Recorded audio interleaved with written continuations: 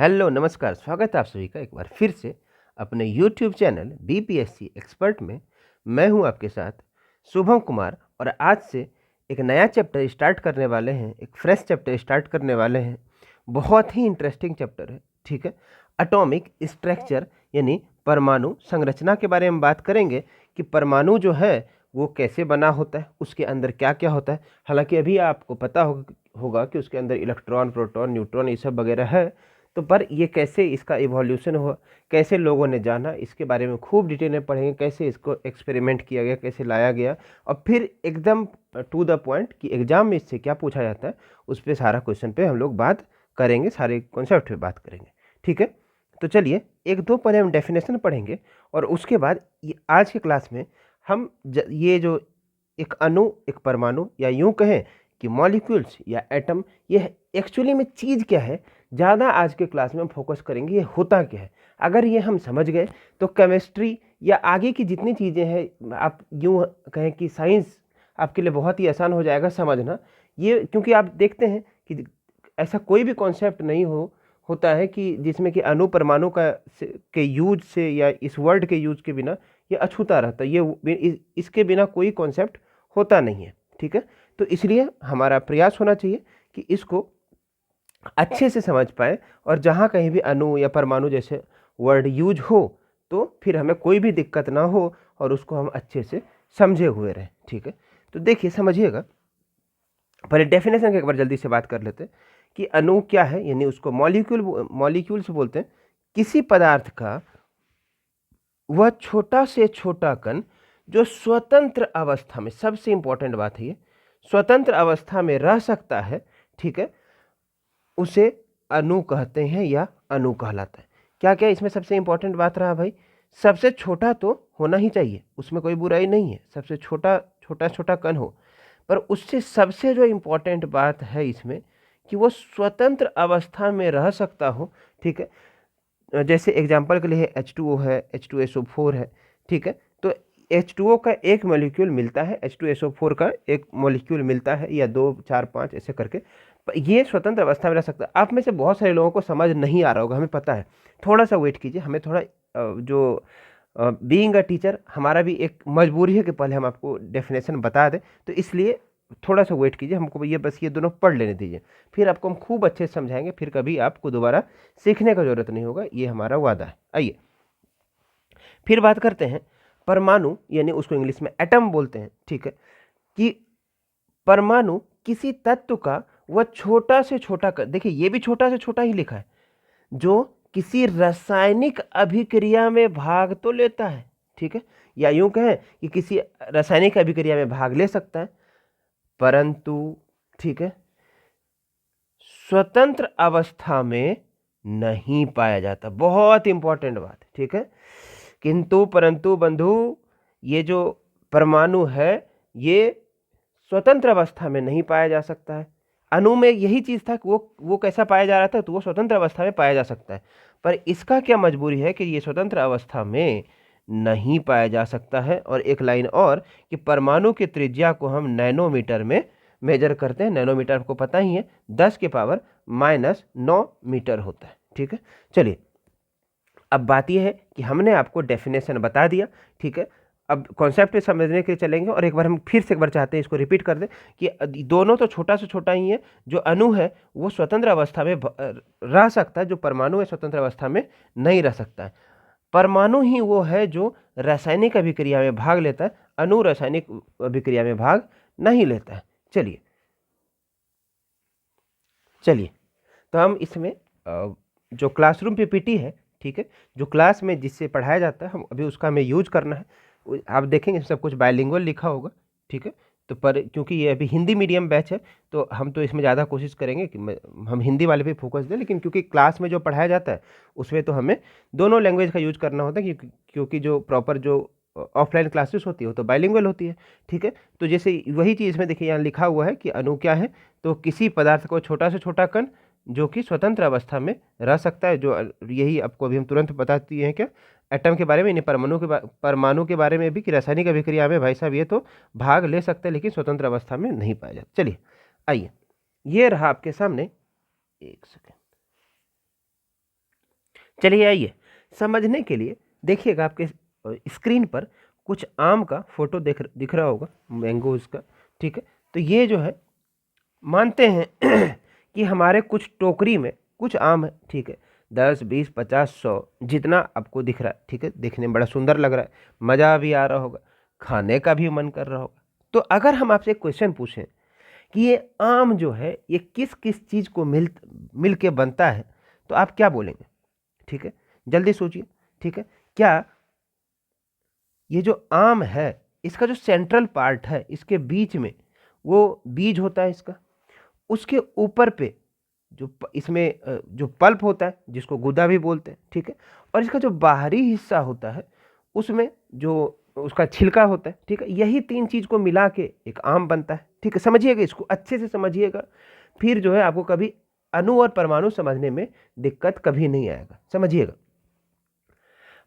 ये हालांकि यहाँ पे आप देखेंगे मिंट का ये है, तो ये तो अब इंटरनेट से आप फोटो लेते हैं तो अब इतना तो एक्सपेक्ट कर ही सकते हैं। तो आपको पता है कि ये जो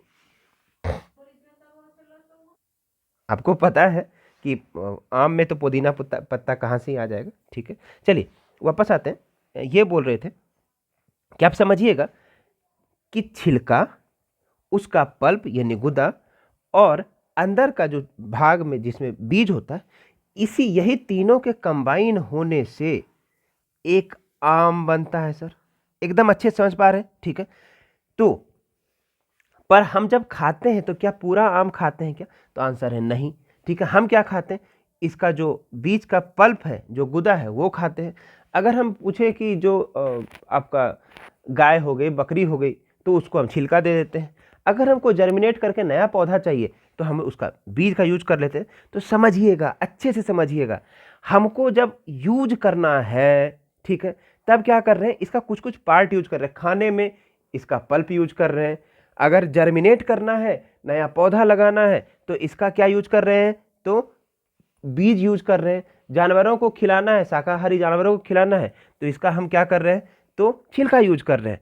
लेकिन क्या किसी पेड़ पे अगर पूछा जाए सिर्फ गुदा पाया जाता है क्या, या सिर्फ छिलका पाया जाता है क्या, या सिर्फ बीज पाया जाता है क्या? तो सर नहीं पाया जाता है। पाया क्या जाता है? स्वतंत्र रूप से क्या पाया जाता है? तो सर आम पाया जाता है। समझ रहे हैं आप? देखिएगा, अभी बहुत अच्छे से आप अणु परमाणु बताने के लिए हमें ये सब करना पड़ रहा है, पर अब देखेंगे फिर कभी आप जिंदगी में दोबारा कंफ्यूज नहीं होंगे। अच्छे से समझिएगा, स्वतंत्र अवस्था में क्या पाया जाता है? आम पाया जाता है। पर यही आम, पर ये डायरेक्ट आप देखिएगा, जो आप खाने में इसको यूज नहीं लेते हैं। ठीक है, खाने या अलग अलग पर्पस के लिए इसका कुछ कुछ पार्ट यूज लेते हैं। ठीक है, तो उसी तरह से जैसे ये जैसे हम H2O लेते हैं। ठीक है, H2O, तो H2O का एक मॉलिक्यूल यानी H2O का एक अणु पाया जाता है। क्या पाया जाता है? अणु पाया जाता है। स्वतंत्र अवस्था में वो एग्जिस्ट तो करता है, वो पाया तो जाता है, पर जब रासायनिक अभिक्रिया होता है तब क्या होता है? आपको पता होगा, ऐसा कुछ स्ट्रक्चर होता है H ऐसे करके H2O। ठीक है, तो ये यहाँ से टूट जाता है, और इसके रासायनिक अभिक्रिया में हाइड्रोजन, ये दोनों जो दिख रहा है, या ऑक्सीजन जो दिख रहा है, ये भाग लेता है, ना कि H2O भाग लेता है। स्वतंत्र अवस्था में हाइड्रोजन नहीं पाया जाता है, स्वतंत्र अवस्था में ऑक्सीजन बिल्कुल नहीं पाया जाता है।